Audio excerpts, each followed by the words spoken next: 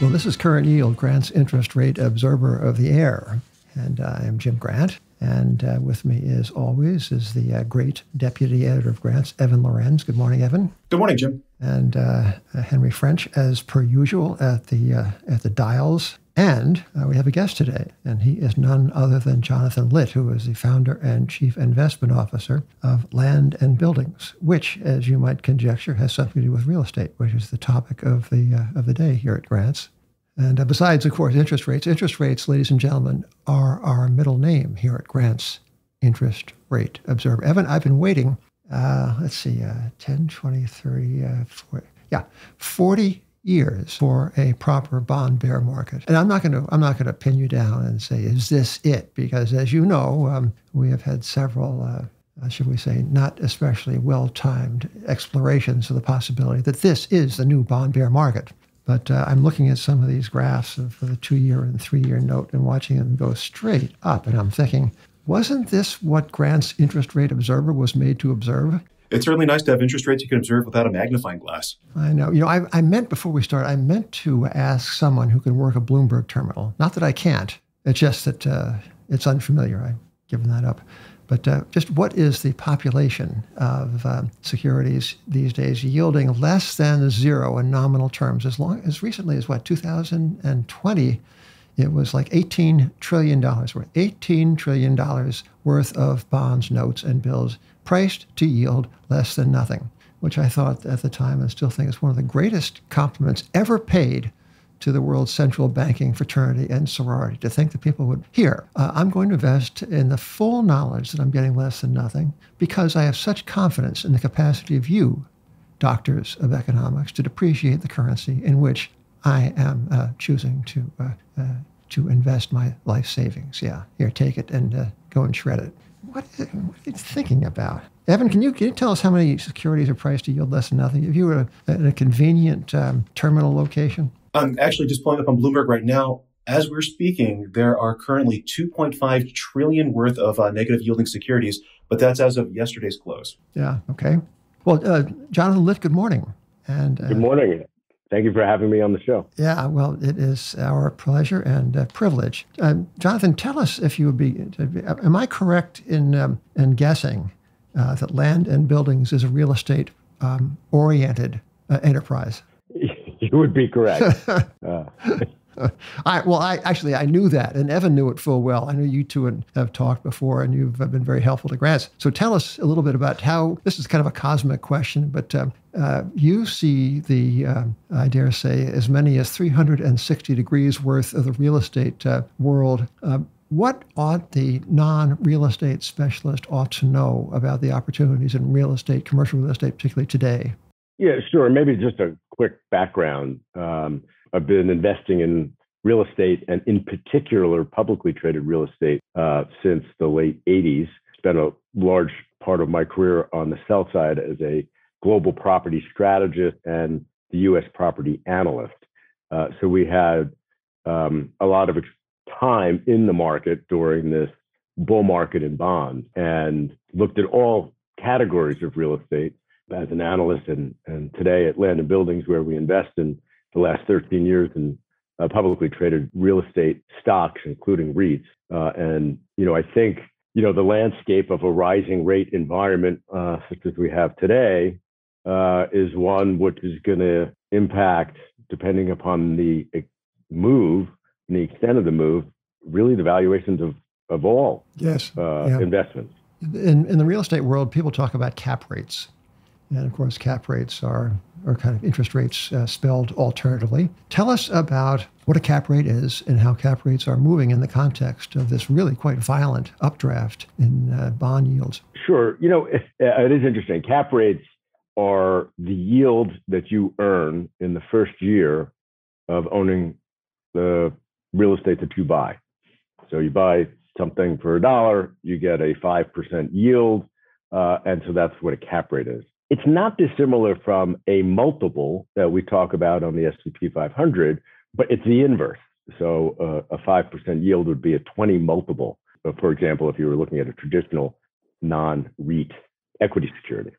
Cap rates have been proverbially and persistently low in the context of very, very low interest rates on bonds and the like. And what has happened to cap rate? I dare say they don't, because they're not quoted in the Bloomberg and the Wall Street Journal every day, they are not necessarily fast movers, but they do trend. And what has been the trend in cap rates over the, say, past year or so? Is it something that is visible? Is it something that is affording people opportunities or costing them money? What's happening to cap rates? So I would take pre-2022 and then 2022 and separate them.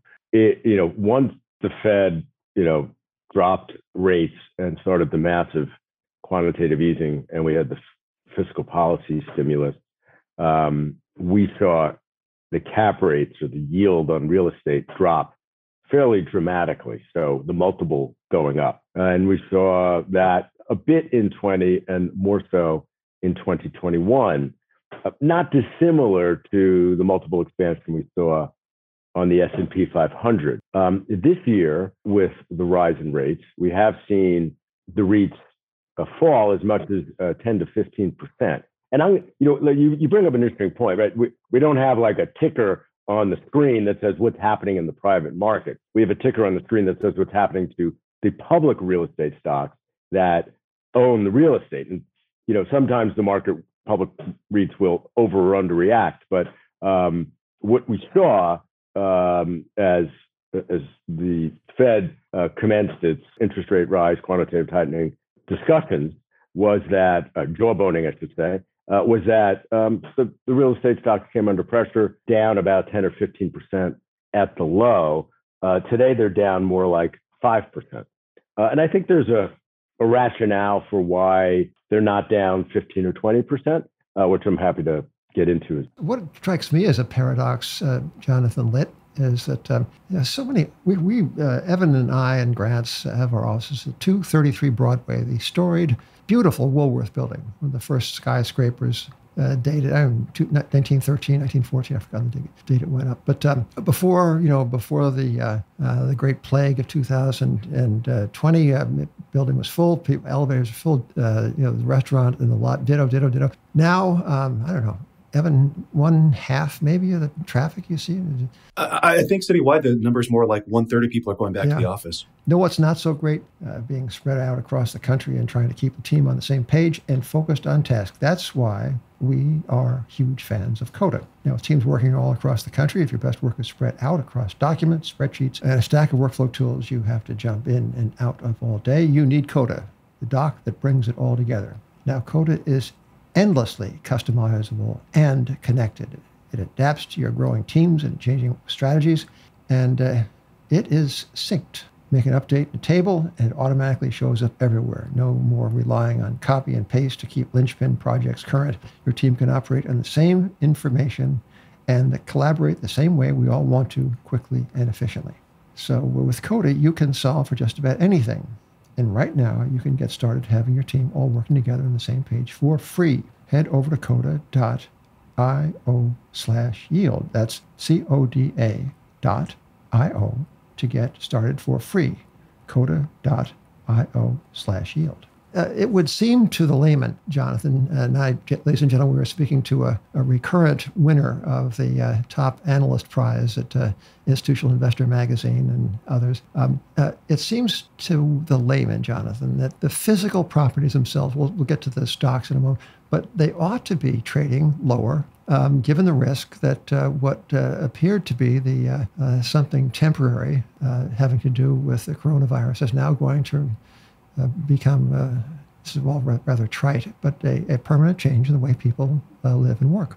In which case, the earning power of these buildings is diminished. In which case, the taxing yield on them is diminished. And I don't see these changes in the what little I know about the quotations of actual buildings or in the securities of the cities that are looking down the barrels of a shotgun of much lower property tax to take. What, can you help us understand? Yeah, I will have to say I am not very popular among the owners of office buildings, in particular in Manhattan. But if you remember, it was a pretty scary time in March of 20 as we were all trying to figure out what this pandemic meant. It's, we don't have a lot of time in your business and my business to think about what it means for ourselves and our families. And we're immediately required to make investment decisions and commentary on what it means for the investment community.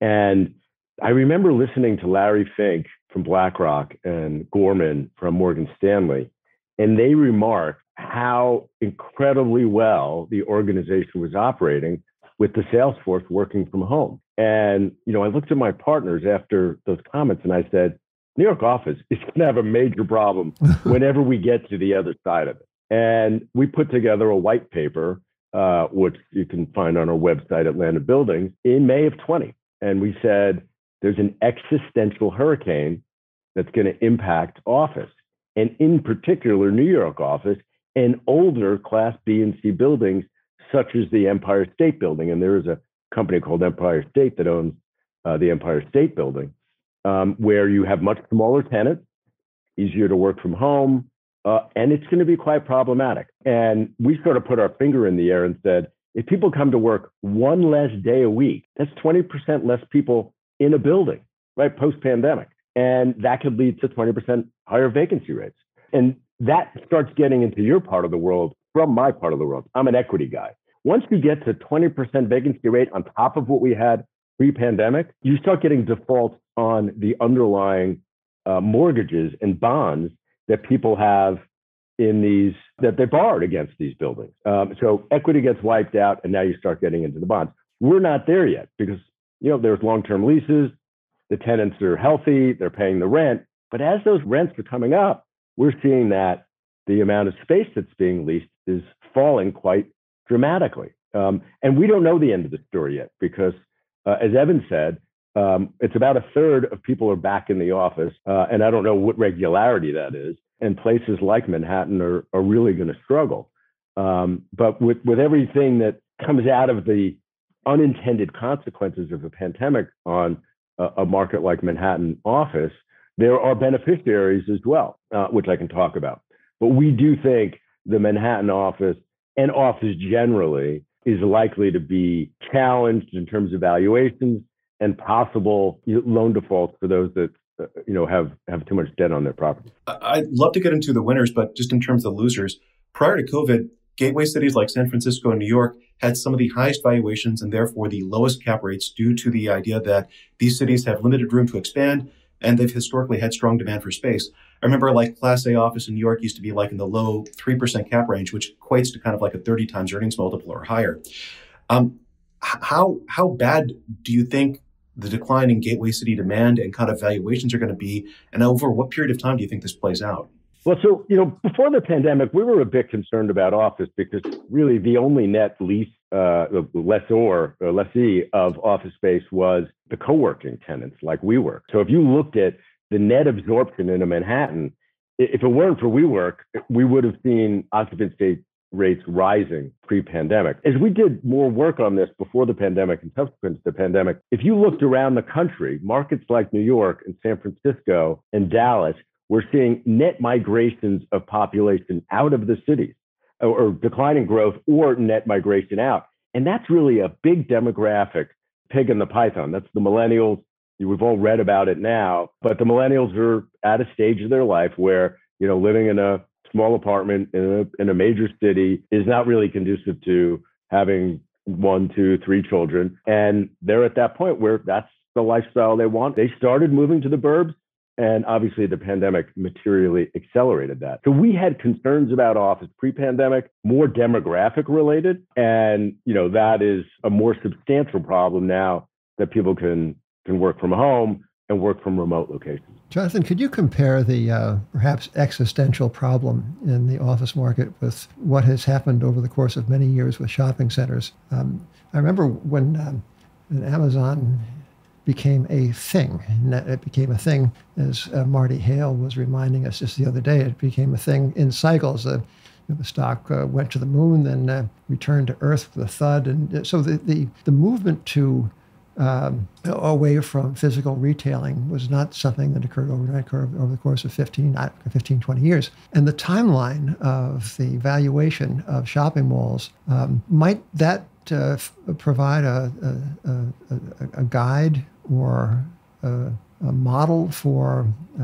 the world's coming to terms with the new economics of work from home? Yeah, I think, you bring up a good point because there's the malls and there's shopping centers.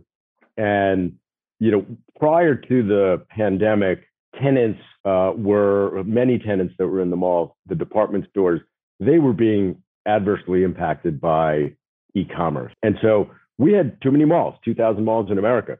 And that's been rapidly shrinking. And the malls have been a very tough place for investing. Shopping centers are also overbuilt, but we really haven't seen the major adverse impacts from e-commerce the way we did on the mall business. And frankly, in the pandemic, I was most worried about the office, but I was also concerned that those people who resisted, either because they weren't that adept at technology or because they liked to shop, were forced to shop online. And I thought that was going to accelerate the demise of the mall and of the traditional shopping center. And really, much to my surprise, 2 years after March of 20, what we found was once the economy started reopening, people were going back to the malls. People were going back to shopping centers. We have all the people counter information. And people that like to shop in person are shopping in person. They might be buying less per visit, or there might be this omni-channel. They're buying, on the computer and picking it up online or returning it. But it's really, the people like to do it, they do it. And so the fallout hasn't been as bad as I would have anticipated as a result of the greater adoption of e-commerce. And remarkably, and particularly in the shopping center business, it's held up very well. Now, we had a big flush. We had a lot of retailers that went out of business. They closed a lot of stores. So the remaining retailers are healthier. But occupancies have bounced back in the shopping centers. Occupancies have bounced back in the malls. And it's proven much more resilient than I would have thought of. And, I totally agree with you. I would have thought it would have been much more of a bloodbath and that e-commerce, this would have sealed the fate of traditional shopping centers and malls. But it really has not had as much of an impact as I would have thought. I think it will at some point, but we're just not seeing it yet. You talked a little bit about how interest rates are impacting building valuations. How is inflation, in fact, impacting real estate? On the one side, I'd imagine you would get higher revenues because, when your lease renews, you could actually reprice it. Or some leases have, CPI ratchets within their own lease agreements. But even looking at that, I know that a lot of lease agreements actually have CPI caps, and they're well below kind of the 7.9% we saw in May. At the flip side, though, inflation also makes it more expensive to repair buildings, and CapEx is a major cost for keeping a building refreshed and desirable for tenants to keep coming in and renewing leases. It's a good question, and I'm sure you both, Jim and Evan, remember. At least for me, it was the first time I had to deal with it. 1994, when the Fed started tightening, I was just new on the sell side, covering the publicly traded REIT space, and the REITs were getting destroyed. And there was this thought that REITs are bonds. Rates go up, REITs should go down, and real estate values should go down. And they did in 94. What we found was REITs aren't bonds, right? Cash flows go up. A bond value goes down, your coupon's never going to change. But in a REIT, you can still raise the dividend and see your cash flow go up in an inflationary environment. In fact, we've now looked back at the periods since 1994, and I'm going to say, I'm just looking at my screen, there's probably 15 of these periods when rates have gone up more than 100 basis points. You're going to have a bad knee-jerk reaction where the stocks do quite poorly. But then when you look out 12 months, 24 months, the REITs do quite well, and they often do better than the S&P 500. Now, this is the end of the 40-year bull market in bonds, and we're going to be at 5 or 6% 10 years. And, I think all bets are off for investments, frankly. I think everything is going to be adversely impacted. But, I'll stick to what I know, which is the REITs. When you think about REITs, and we actually think they are a great place to be in an inflationary environment. And we put a piece out maybe a month or so ago, and as we titled it, "Not all real estate is an inflation hedge." We already talked about New York office. You're not going to get bailed out there. You're going to have negative pricing power. You're going to have probably declining earnings, and inflation is going to eat you alive because your operating costs are going to go up. And like you said, Evan, the cost to maintain that building is going to go up. But when you look at other sectors of the real estate space that have very high margins, much higher margins than the S&P 500, and pretty low capex because you don't have to replace elevators and roofs and rebuild the space every 5 years when a tenant leaves, and you have a good supply-demand equation, strong demand, limited supply, you're going to get inflation protection. And so if you look at, let's say, warehouses today, warehouses are on enormous demand because of the growth of e-commerce. They're pretty simple buildings, right? It's like 4 walls and a roof. There's no capex, right? I mean, you can own that thing for 20 years and you don't have to put a lot of money into it. The margins are enormous because there's no operating cost other than real estate taxes and some insurance. And right now, rents are going up more than 10% a year. So we think that sectors like warehouse, which are in high demand, not enough supply, sectors like single-family homes for rent, and there's more to unravel there, lab space, where we're doing all the research into vaccines and cancer cures, et cetera, apartments, you're going to have really strong inflation hedge characteristics because they have high operating margins, relatively low expenses that aren't going to eat you alive, and relatively low capex compared to office and malls, hotels, which are much more expensive to maintain. So I don't think you could paint it with one brush, but you do have to be very careful because you're going to see your value decline in certain parts of real estate, and you're going to see a really good inflation hedge in other parts of real estate. That's very helpful. In terms of like apartments, though, is apartment an asset class that you're bullish on across the whole country, or are you avoiding gateway cities like New York, which have seen people move out? Manhattan is fascinating, and we did avoid Manhattan and still don't have much exposure to Manhattan within the apartment space because of the big demographic challenge. But the Manhattan apartment rental market is very strong right now. And I can attest to that through, my role is, looking at markets like that. And I can attest to that. My son's in college in the city, and every year we're renewing his rent and it's going up quite a bit. That's what he says. That's what he says, John. But we are seeing, around the country that the apartment REITs are pushing rents 10% on average. The companies that we're investing in are pushing rents 10% year over year. This is the second year they've done that. And so there's very strong demand. And it could be the byproduct of it, of what you're saying, which is those people are coming out of the cities and the first stop is in an apartment and the next stop is going to be in a home. And what's fascinating, I just want to digress here because I kind of opened this can of worms. So there's a whole new asset class available for investors, which is to invest in a portfolio of single family homes, as opposed to people traditionally buying their homes. And it's been really red hot since, I'm going to say, June of 2020, with people going into the homes, accelerating the plan to move out of the cities and start families. And they want to rent. They want to rent either because they don't have the down payment, or they want to rent because they need the flexibility for their job or the school district, whatever the case may be. What's fascinating is we're thinking about it today.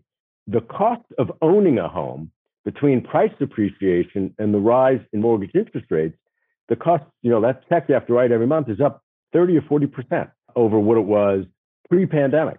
And because the value of the home is up so much, the ability to make the deposit has now become also harder.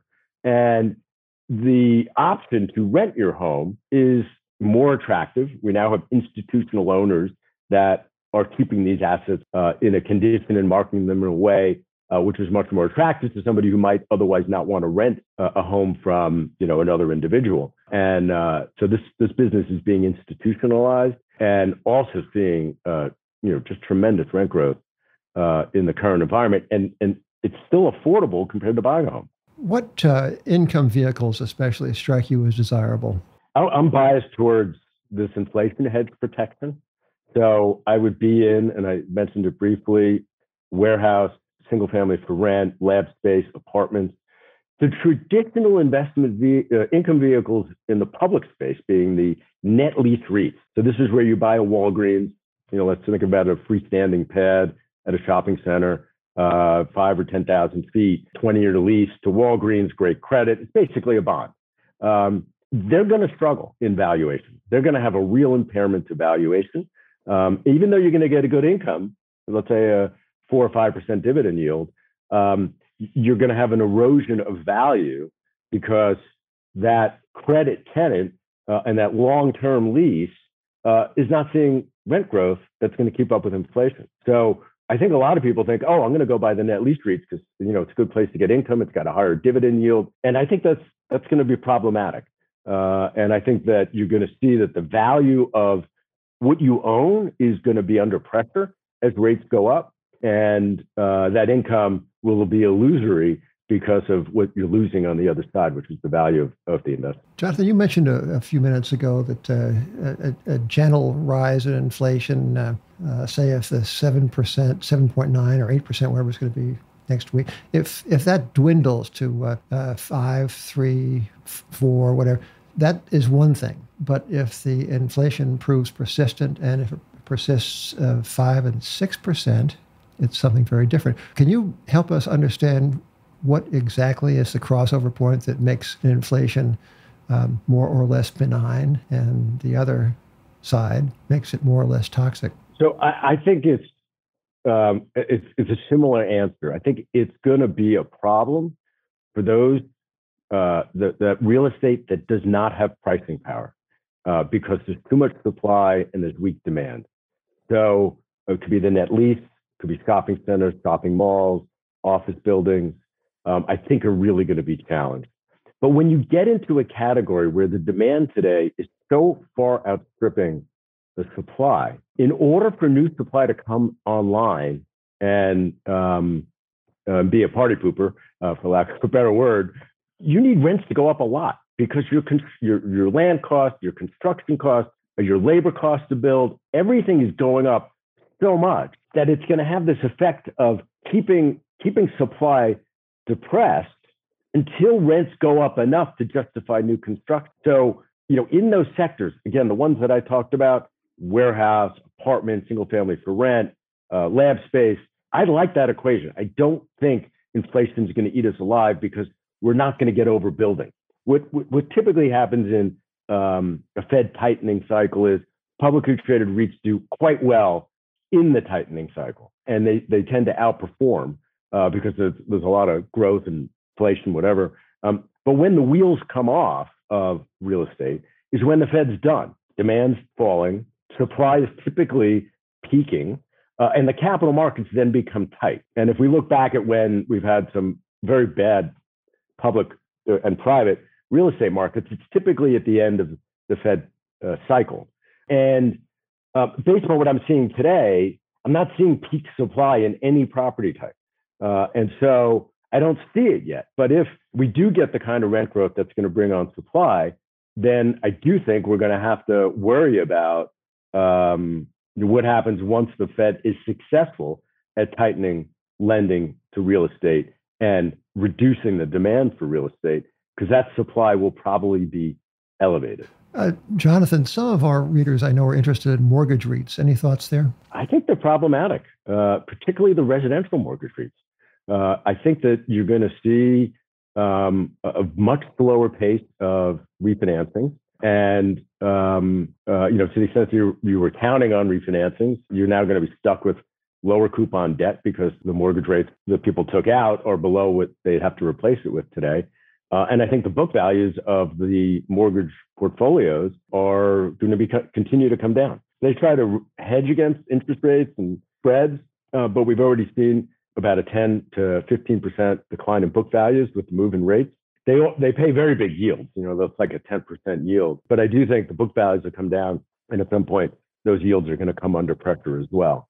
The management teams have gotten much more sophisticated, and they're trying to minimize these impacts. But, at the end of the day, they do own portfolios and mortgages, and I think it's going to be challenging. At the beginning of our conversation, you said you think there might be a slow-moving balance sheet problem for some troubled real estate classes. And you seem to imply that New York real estate, New York office might be one of them.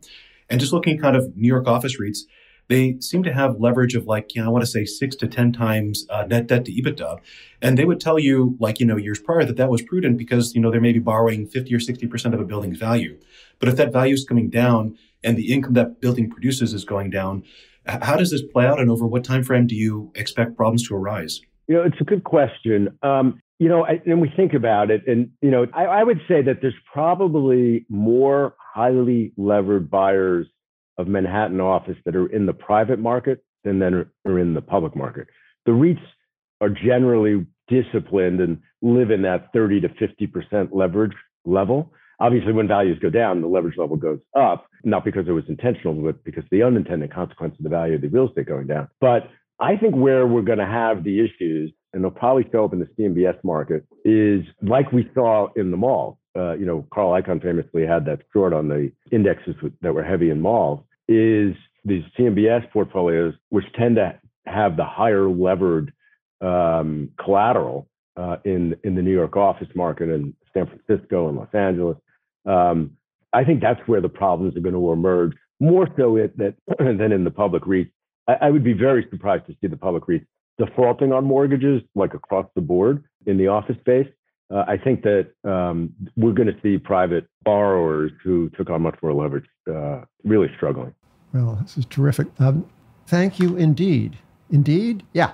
Indeed is when you are ready to take your business to the next level, but you'll need the right team to make it happen. Indeed makes it easier to hire and to build a team with the right skills to make your dreams a reality.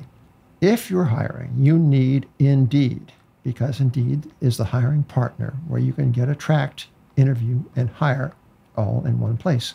And Indeed is the only job site where you're guaranteed to find quality applications that meet your must-have requirements, or else you don't pay. Instead of spending hours on multiple job sites hoping to find candidates with the right skills, you need one powerful hiring partner that can help you do it all. With Instant Match, as soon as you sponsor a post, you get a short list of quality candidates with resumes on Indeed that match your job description, and you can invite them to apply right away. Plus, you only pay for quality applications that meet your must-have requirements. So Indeed makes it easy to hire great talent. According to ComScore, Indeed is the #1 job site worldwide. And Indeed delivers 4 times more hires than all other job sites combined, according to Talent Nest. So join more than 3 million businesses worldwide that use Indeed to hire great talent fast. So start hiring right now with a $75 sponsored job credit to upgrade your job post at Indeed.com/grant. Offer valid through April 30th. Go to Indeed.com/grant to claim your $75 credit before April 30th. That's Indeed.com/grant. Terms and conditions apply. Need to hire? You need Indeed. Jonathan, is there anything you'd like to say that we haven't asked? Or do you want to get some lunch? it's kind of a big question, but we did sort of go out of our way because, again, since 1994, I've been getting this question about, sell REITs when rates go up. And that hasn't worked. Now, we also haven't had a reversal of the 40-year bull market in bonds.